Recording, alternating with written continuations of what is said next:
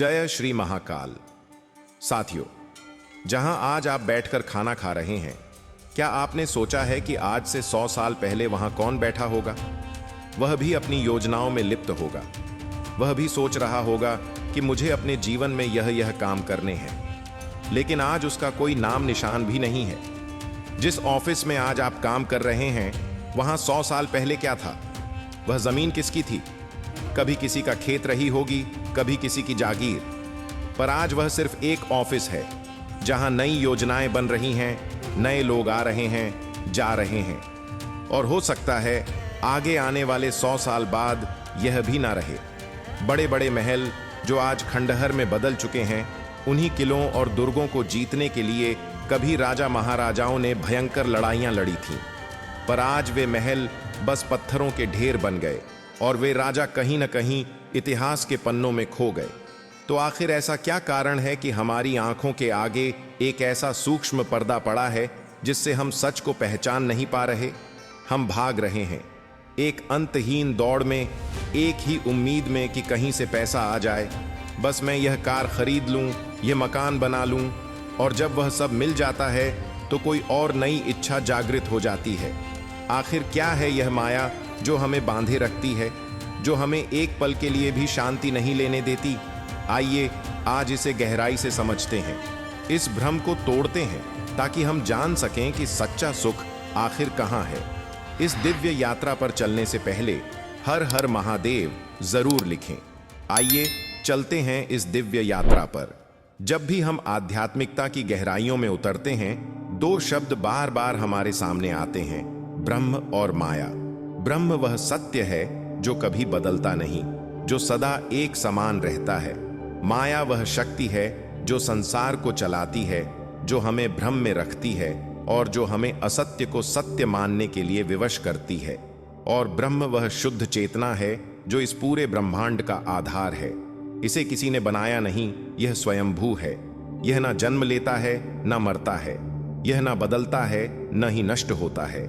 यह अनंत, अजर, अमर, अविनाशी और सर्वव्यापी है। वेदों में कहा गया है, सत्यम ज्ञानम अनंतम ब्रह्म। ब्रह्म सत्य है, ज्ञान स्वरूप है और अनंत है। माया ब्रह्म की शक्ति है जो इस पूरे ब्रह्मांड को निर्मित और नियंत्रित करती है। यह एक पर्दा है जो ब्रह्म को हमारी आंखों से छुपा देता है। माया के कारण ही हम आत्मा को भूलकर शरीर को ही मैं मान लेते हैं। भगवान श्री कृष्ण ने गीता में कहा, देवी ह्येषा गुणमयी मम माया दुरत्यया। माया दो प्रकार की होती है, अविद्या माया और विद्या माया। अविद्या माया वह शक्ति है जो मनुष्य को भ्रम में डालती है, उसे परम सत्य से दूर रखती है और संसार के अस्थायी सुखों में उलझा कर रखती है। यह वही माया है जिसके प्रभाव में इंसान अपने स्वार्थ और इच्छाओं में इतना लिप्त हो जाता है कि मायापति भगवान से भी सौदेबाजी करने लगता है। मनुष्य ईश्वर से प्रार्थना करता है, भगवान मेरा यह काम बना दो तो मैं आपको यह चढ़ाऊं, यह दान करूंगा। परंतु वास्तव में हम भगवान को क्या दे सकते हैं? लक्ष्मी जी स्वयं जिनके चरण दबाती हैं, क्या उनको धन की कमी है? हम उन्हें धन का दान देने चले हैं। भगवान तो केवल भाव के भूखे होते हैं। भगवान श्री कृष्ण जब विदुर जी के घर पधारे तो विदुरानी जी प्रेम में इतनी विभोर हो गईं कि उन्हें होश ही नहीं रहा कि वे केले खिला रही हैं या छिलके। वे भगवान को प्रेम पूर्वक केले छील कर दे रही थीं, लेकिन स्वयं प्रेम की इतनी गहराई में डूबी थीं कि केले फेंक रही थीं और छिलके भगवान को खिला रही थीं। लेकिन देखिए, भगवान के प्रेम को वे उन छिलकों को भी अत्यंत प्रेम से ग्रहण कर रहे थे। जब विदुर जी घर आए और यह दृश्य देखा तो बोले, अरे यह तुम क्या कर रही हो? भगवान को छिलके खिला रही हो। विदुरानी जी को अपनी भूल का भान हुआ तो उन्होंने तुरंत सही केले भगवान को अर्पित किए। लेकिन तब श्री कृष्ण मुस्कुराए और बोले, जो प्रेम और भाव छिलकों में था वह इन फलों में नहीं है। यही अविद्या माया का सबसे बड़ा खेल है। यह हमें अहंकार में रखती है, हमें यह भ्रम देती है कि हम ईश्वर को कुछ देने की स्थिति में हैं, जबकि सच तो यह है कि हमारा अस्तित्व ही भगवान की कृपा पर टिका हुआ है। सोचिए, हम अपने शरीर से एक बाल भी उखाड़ लें तो क्या उसे वापस लगा सकते हैं? अगर नहीं, तो फिर उस परम चेतना को क्या दे सकते हैं जो इस संपूर्ण सृष्टि को चला रही है? जब हमें मृत्यु, गरीबी, अपमान, हानि का भय सताने लगता है और हम मंदिर में जाकर भगवान से अपने स्वार्थों की पूर्ति के लिए सौदेबाजी करने लगते हैं, जब हम ध्यान लगाने की बजाय धन लगाने में विश्वास करने लगते हैं, हम माया में इतने लिप्त हो जाते हैं कि भगवान का स्मरण तक नहीं आता। हम मंदिर तो जाते हैं, पर प्रसाद, आशीर्वाद और लाभ की आशा लिए हुए, लेकिन भगवान तो हमारे भीतर ही हैं। उनकी तलाश बाहर करने की बजाय भीतर करनी होगी। अविद्या माया के कारण ही मनुष्य शरीर, धन, परिवार, पद, प्रतिष्ठा को ही सब कुछ मान बैठता है, और यही अहंकार उसे बार बार संसार के चक्र में फंसा देता है। अब सवाल यह है कि हम संसार में रहते हुए, सभी कार्यों को करते हुए इन भोगों से मुक्त कैसे होंगे? इसका उत्तर है विद्या माया, वह शक्ति जो हमें संसार से ऊपर उठने में सहायता करती है। यह आत्मज्ञान, भक्ति और सत्य की ओर ले जाती है। यह माया भी ईश्वर की ही शक्ति है, लेकिन इसका उद्देश्य मनुष्य को अज्ञान से ज्ञान की ओर ले जाना होता है। जब कोई व्यक्ति इस विद्या माया के प्रभाव में आता है, तो वह संसार में रहते हुए भी सत्य को देखने, समझने और आत्म साक्षात्कार की ओर बढ़ने लगता है। सत्संग और संतों का संग। विद्या माया से प्रभावित व्यक्ति संतों की संगति और भगवत कथा सुनने में रुचि रखता है। उसे संसार में रहते हुए भी सत्य की खोज होती है। सुत दारा धन लक्ष्मी पापियों के घर हुए, संत समागम हरि कथा तुलसी दुर्लभ दोए। इसका गहरा आध्यात्मिक अर्थ है। तुलसीदास जी यहाँ यह समझा रहे हैं कि संसार में धन, पुत्र, पत्नी, वैभव आदि तो पापी को भी मिल सकते हैं, लेकिन संतों का संग और हरि कथा सुनने का सौभाग्य दुर्लभ है। चाहे वह सज्जन हो या पापी, अगर कर्मों का फल हो तो उसे पुत्र, धन और भौतिक सुख मिल ही जाते हैं। लेकिन इन चीजों का मिलना सच्ची भक्ति या पुण्य का प्रमाण नहीं है। भौतिक सुख संपत्ति से आत्मा की शांति नहीं मिलती। सच्चा सौभाग्य तब होता है जब व्यक्ति को संतों की संगति और भगवान की कथा सुनने का अवसर मिले। यह किसी विशेष पुण्य और पूर्व जन्म के संस्कारों से ही संभव होता है।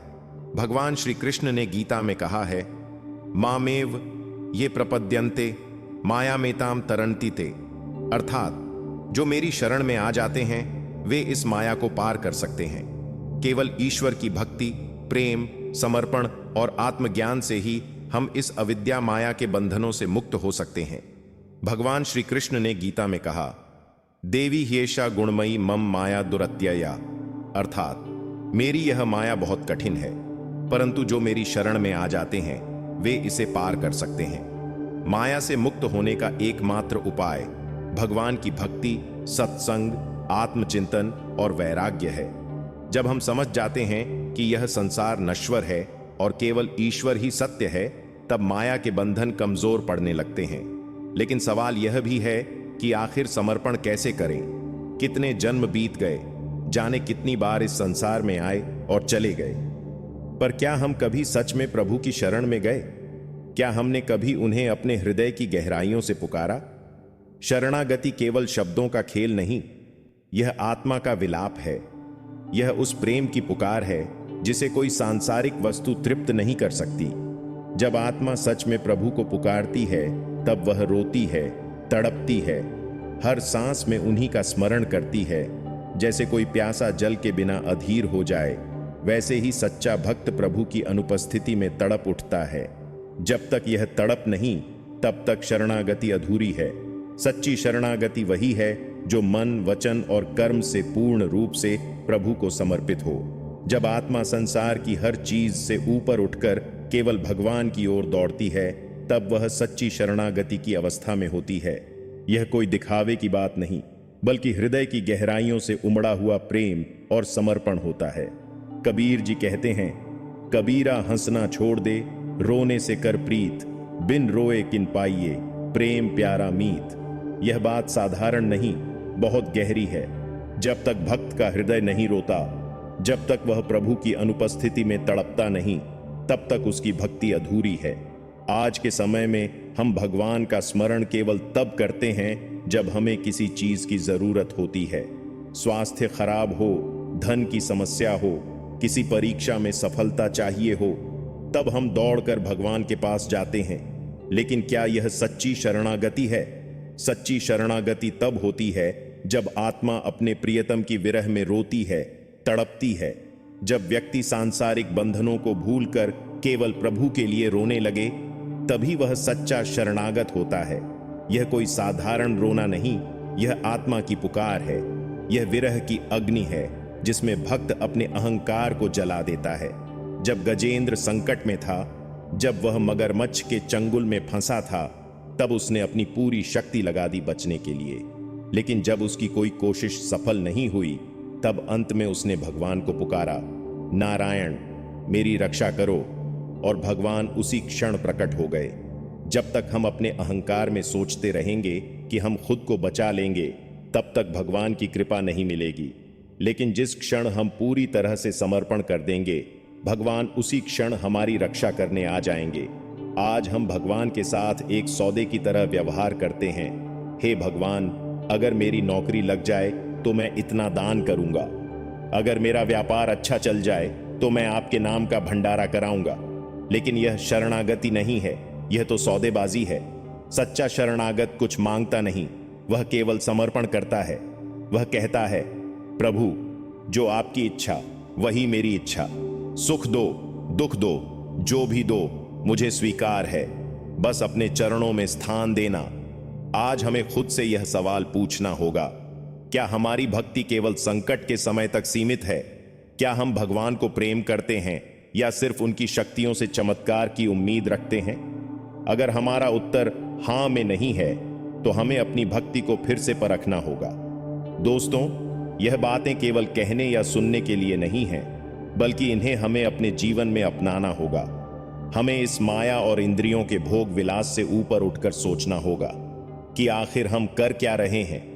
यह मृत्यु लोक है, यहां कुछ भी स्थायी नहीं है।